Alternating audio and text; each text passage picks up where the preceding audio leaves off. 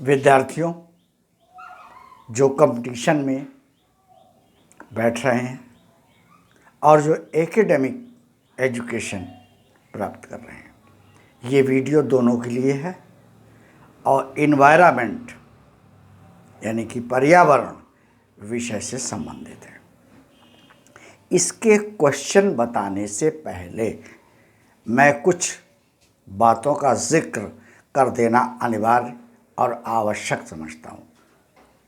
देखिए, नेचर ने, प्रकृति ने हमें एक स्वच्छ, हेल्दी और संपूर्ण जीवन जीने के लिए पर्यावरण संतुलित प्रदान किया है।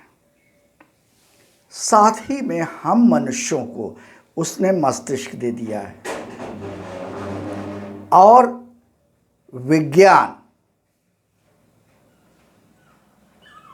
की एक नॉलेज, एक ज्ञान भी हम लोगों को दे दिया है।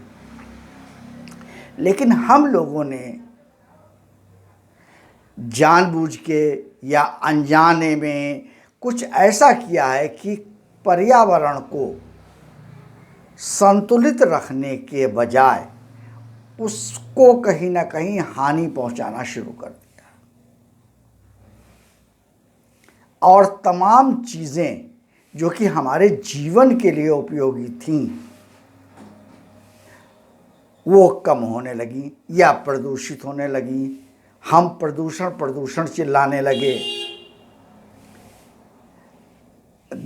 देखिए, साइंस पर आरोप लगाना कि साइंस की वजह से ऐसा हो रहा है, ऐसा नहीं है। साइंस ने तो हमें माचिस की तीली भी दी है, हम उससे अपना स्टोव, हीटर, चूल्हा जो कुछ भी है वो जलाते हैं। बिजली दी है, आग थोड़ी लगा लेते हैं। तो हमने अपने अनजाने में अपने इंद्रियों के वशीभूत होकर विज्ञान का मिसयूज़ करके कुछ ऐसे काम करने शुरू कर दिए जिससे कि हमारा पर्यावरण हमारे रहने लायक नहीं रहा या नहीं हो पा रहा है और हमने उसको प्रदूषण का नाम दे दिया। विज्ञान ने फिर आगे आकर ऐसी ऐसी तकनीकी हमको देने का प्रयास किया कि नहीं, जो तुमने गलतियां की हैं उनको लाओ हम सुधार दें, फिर पर्यावरण को वैसे ही बना दें।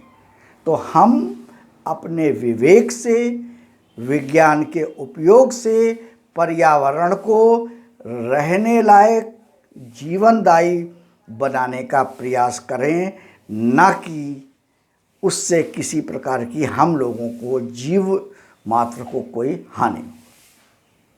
ये चीज़ हमारे दिमाग में आनी चाहिए। हम किसी स्तर पे क्यों ना हो, हमें याद रखना चाहिए नेचर की दी हुई चीज़ वरदान है, गिफ्ट है, उसको हमें सर माथे से लगा के रखनी चाहिए। उसकी पवित्रता भंग नहीं करनी चाहिए, स्वच्छता भंग नहीं करनी चाहिए। ठीक है। इसी क्रम में अब मैं आपसे पहला प्रश्न इस वीडियो का कर रहा हूँ। देखिए, एक व्यक्ति थे, उनका नाम था Richard Saint Barbe Baker. Richard Saint बारबेकर।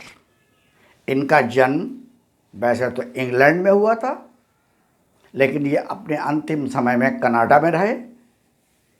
तो इन्हें किस अन्य नाम या निकनेम या उपनाम से जाना जाता है?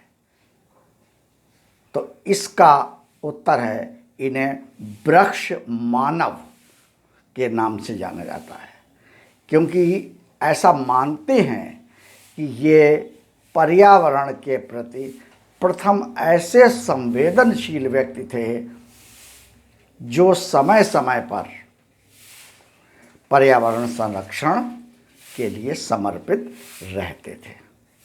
दूसरा प्रश्न है, प्राचीन भारत में किस शासक के शासनकाल में वन्य अभयारण्य बनाने की आवश्यकता पर बल दिया गया था? यानी कि वन्य अभयारण्य होने चाहिए, जो हमारे पशु पक्षी हैं उनकी सुरक्षा होनी चाहिए, पेड़ पौधों की सुरक्षा होनी चाहिए। ये किस प्राचीन सम्राट के काल में स्टार्ट हुआ था, ऐसा समझिए आप सरल भाषा में। तो ये शासक थे सम्राट अशोक। भारत में वो कौन सा स्थान है जहाँ कस्तूरी मृग यानी कि हिरन की सेंचुरी है, या उस सेंचुरी में वो पाए जाते हैं? तो ये कश्मीर में है और इस सेंचुरी का नाम है दचीग्राम सेंचुरी, जहाँ कस्तूरी हिरन पाए जाते हैं। नेक्स्ट क्वेश्चन है, पृथ्वी आयोग एवं पृथ्वी विज्ञान मंत्रालय को बनाने की अनुमति भारत सरकार द्वारा किस वर्ष प्राप्त हुई थी? तो इसका उत्तर है 9 मई 2006। नेक्स्ट है, ओजोन परत जो हमारे एटमॉस्फेयर में है पर ओजोन लेयर या परत के क्षरण डिप्लीशन में होने वाले प्रदूषण या उसके क्षरण को हम क्या कहते हैं?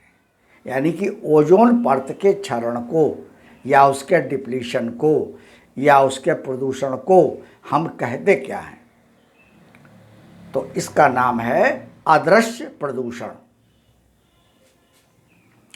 दूसरा है, भारत के किस नगर को स्मॉग सिटी के नाम से जाना जाता है?